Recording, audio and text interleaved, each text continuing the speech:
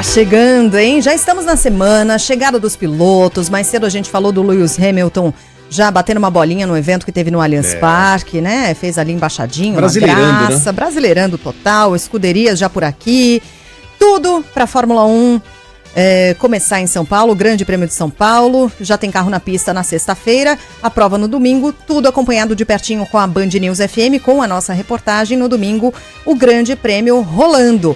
Para falar sobre isso, os números deste ano, impacto para a nossa economia, turistas, economia, está conosco o Gustavo Pires, diretor-presidente da SP Tours. Obrigada por nos atender. Bom dia.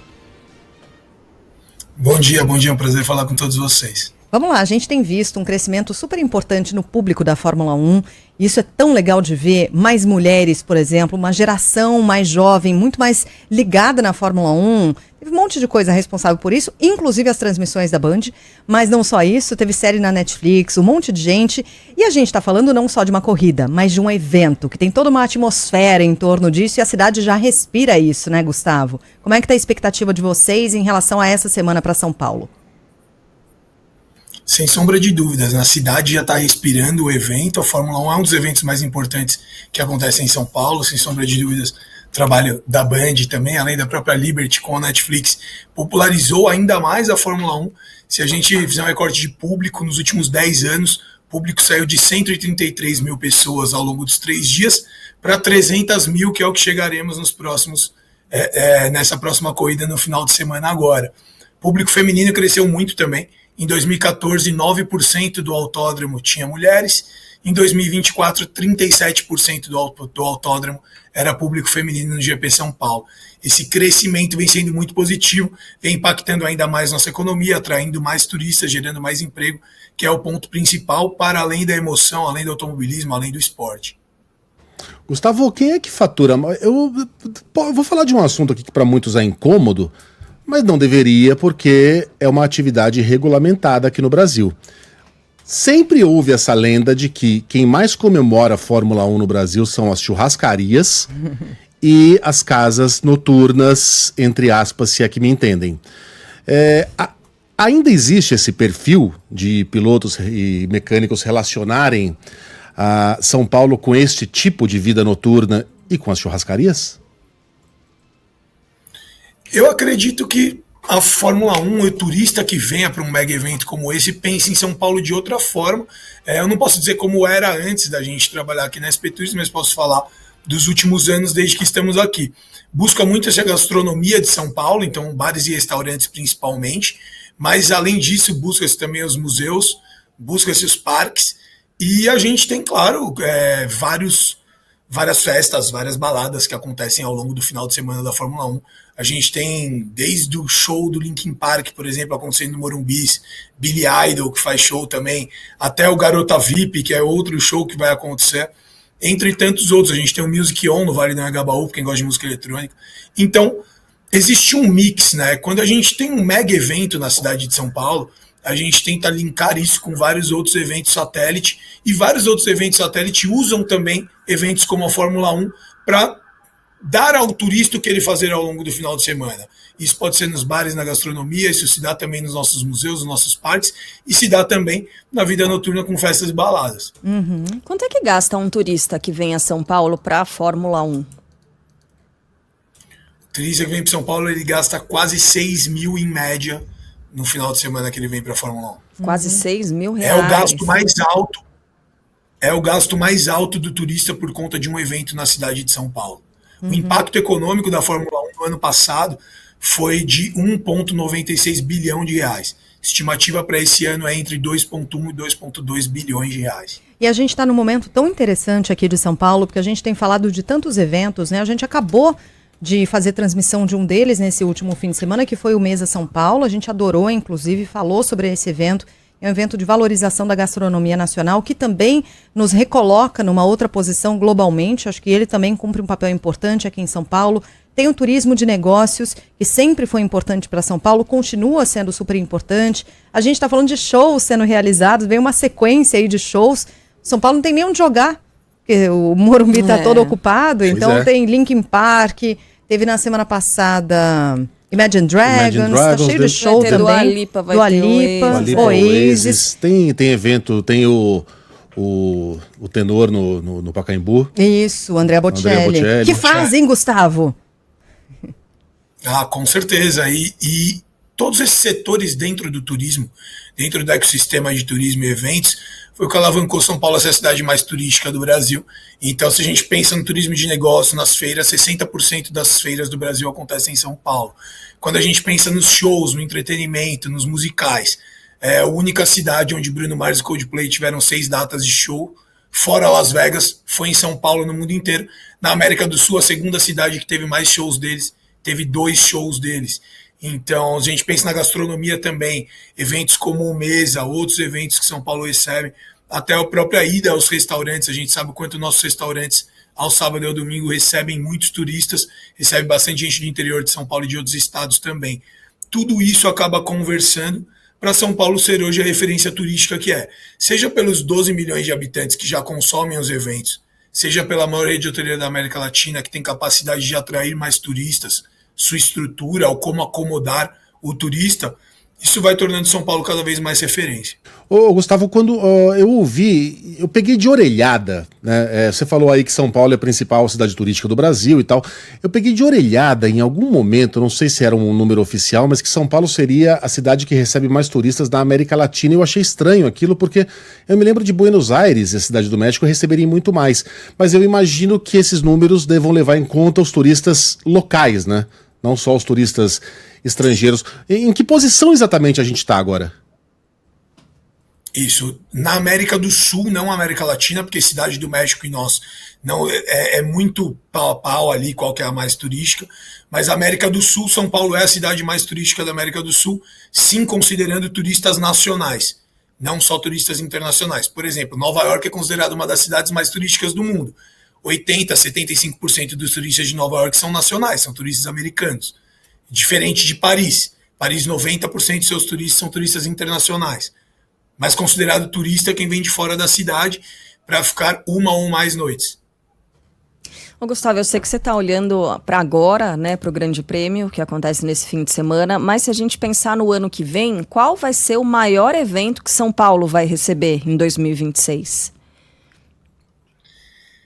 Isso sempre é uma pergunta complicada, porque de fato não é fugindo da resposta, mas depende do evento, depende da vocação. Então, quando a gente se fala do evento de maior impacto e maior número de pessoas, o Carnaval de Rua de São Paulo leva 16 milhões e meio de pessoas às ruas ao longo de 3 finais de semana. Quando a gente pensa em eventos de posicionamento, a gente tem o maior evento cristão da América do Sul com a Marcha para Jesus e a gente tem a maior parada LGBT do mundo com a parada LGBT. Se a gente pensa em grandes eventos privados que mobilizam a economia e divulgam, digamos assim, São Paulo para todo mundo, a Fórmula 1 é referência, não pode ser diferente. Se a gente pensar na Fórmula E, na WEC, São Paulo sendo a única cidade da história e do mundo a ter as 3 principais categorias da FIA. Os grandes shows, anunciou agora AC/DC para o dia 24 de fevereiro, a gente sabe, e exclusividade de São Paulo, então no Brasil inteiro, a única cidade que vai receber AC/DC é São Paulo. Entre tantos outros shows que a gente tem ao longo do ano e tantos outros eventos, feiras que só acontecem em São Paulo.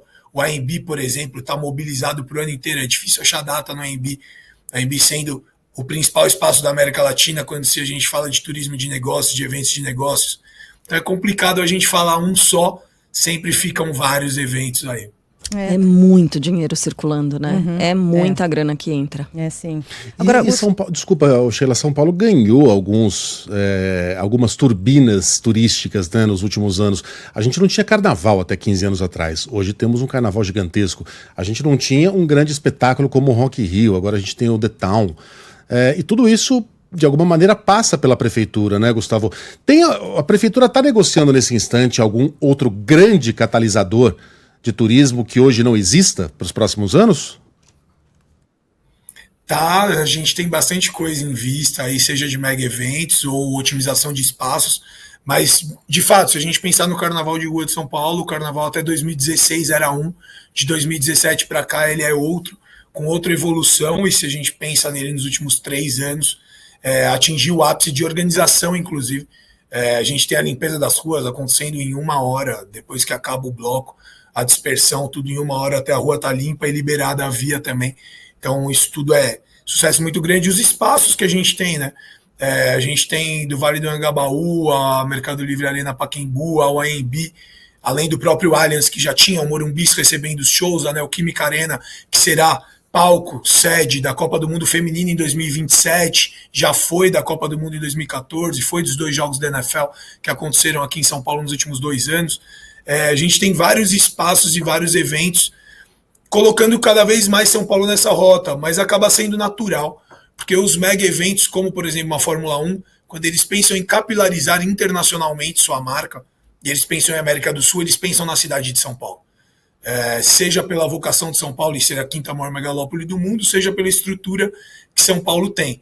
Se a gente pensa num show como a AC/DC, por exemplo, ano que vem, a gente sabe o quão aguardado é esse show, o quanto já tem uma procura enorme. Bad Bunny, outro show também, que só se fala disso, vai ser inclusive o artista que vai tocar no Super Bowl lá nos Estados Unidos. Então, a gente está sempre atrás de mais coisa, acaba a prefeitura sendo pelo menos um facilitador da maioria desses eventos, mas em vários outros eventos a prefeitura sendo a principal prospectadora dos grandes eventos. O Primavera Sound volta a São Paulo em dezembro de 2026, maior festival da Espanha de volta para a cidade de São Paulo. Bem como você falou, o The Town, que agora só vai acontecer, né, de novo em 2027, mas que a cidade de São Paulo tem, além do próprio Lollapalooza também, que a gente recebe no começo do ano. Gustavo, para a gente encerrar, o Natal já está chegando e também é outro momento em que a cidade muda um pouquinho da sua cara. A gente sabe que tem um turismo de compras, inclusive, em São Paulo, nessa época do ano. Se intensifica a região do Bom Retiro, do Brás. Outro perfil, mas que também é muito importante para a cidade, que é o turismo relacionado a compras. E também os preparativos para as festas de Natal, para deixar a cidade com aquela cara natalina. O que você nos conta sobre esses preparativos também? Tá tudo muito legal. Acho que vai ser o melhor Natal dessa gestão, o melhor Natal de São Paulo. A gente vai ter a Avenida Paulista reativada, como há muito tempo não tem. O centro histórico aqui de São Paulo, com muita interatividade para as pessoas não só passarem e olharem, mas também participarem com as vilas de Natal. A gente vai ter as principais vias de São Paulo todas iluminadas, os seus canteiros principais, as suas árvores. Então é São Paulo revivendo aquilo que foi o Natal em outro momento, uma cidade viva, uma cidade iluminada. A Prefeitura de São Paulo está com um projeto muito legal para o Natal desse ano, que vai com certeza render bons frutos para a nossa cidade. Se a gente pensa em Réveillon, a gente está também com o Réveillon de ponta, e o turismo de comércio, como você falou, sem sombra de dúvidas, região da 25 de março, do Brás, lota muito, então isso impacta também muito a nossa economia, é muito importante para a cidade. Gustavo, uma última minha. São Paulo tem potencial para ser um super polo de turismo. Bom, né? Mas o nosso potencial ainda é inexplorado, né? Dá pra gente ter mais que isso. E aí eu caio na violência. Do mesmo modo em que muita gente evita o Rio de Janeiro porque acha que vai estar sempre no meio de um fogo cruzado, São Paulo colou em nós aqui a pecha de cidade em que você não pode tirar o celular do bolso. Cidade em que o motoqueiro vai colocar uma arma na tua cabeça para roubar o seu celular, a sua aliança. Muita gente tem medo de vir a São Paulo. O quanto a questão da violência atrapalha em explorar esse potencial máximo de turismo aqui na cidade? Eu acho que existe uma questão de comunicação aí no meio, porque os índices de criminalidade só caem em São Paulo. Se a gente pensar, por exemplo, em sequestros e homicídios, ao longo dos últimos 20, 15 anos, os números despencam ano após ano. Se a gente pensar nos próprios furtos e roubos celulares, melhorou muito nos últimos 2, 3 anos. Eu não estou falando que a cidade não tem problemas, eu não estou falando que não é uma questão que é tratada e tem que ser tratada, mas, por exemplo, se você vai a Paris ou Roma, você para num restaurante e deixa seu celular em cima da mesa, o garçom provavelmente vai falar para você pegar seu celular, colocar no bolso, porque existe uma chance de seu celular ser furtado enquanto você está sentado almoçando. E em volta da Torre Eiffel, por exemplo, é muito comum batedor de carteira. Só que isso é divulgado de uma outra forma, digamos assim, e não que porque é um problema lá, tem que ser um problema aqui, a gente tem que ficar tranquilo com isso, de forma alguma. Tem que ser coibido, mas os índices de criminalidade só vêm melhorando, as ocorrências só vêm diminuindo. O carnaval que a gente falou aqui, por exemplo, de 2024 para 2025, furtos e roubos teve uma queda de 56%. Se a gente pensa em homicídios, por exemplo, eu falei muito isso quando a NFL veio para São Paulo. Em homicídios cada 100 mil habitantes, o estado de São Paulo é mais seguro do que quase todos os estados americanos.